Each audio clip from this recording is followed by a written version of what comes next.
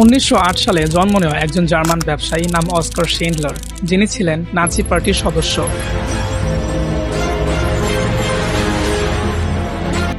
দ্বিতীয় বিশ্বযুদ্ধের সময় পোল্যান্ডের ক্র্যাকো শহরে তখন চলছিল ইহুদিদের উপর ভয়াবহ নির্যাতন।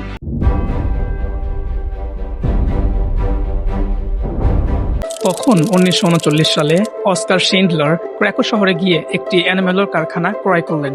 উদ্দেশ্য ছিল শুধু লাভ, সস্তায় ইহুদি শ্রমিক নিয়োগ দেওয়া।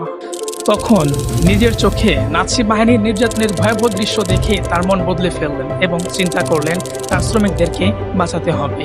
এবং তিনি যেটা করলেন, অপরিহার্য শ্রমিক নাম দিয়ে একটি তালিকা বানালেন এবং নিজের পুরো সম্পত্তি খরচ করলেন নাৎসি বাহিনীদের ঘুষ দিয়ে এবং একের পর এক নাম যোগ করলেন সেই তালিকায়।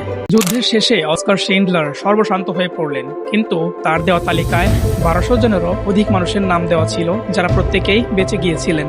এবং অস্কার শিন্ডলার 1974 সালে মৃত্যুবরণ করেন এবং তাকে সমাহিত করা হয় জেরুজালেমে।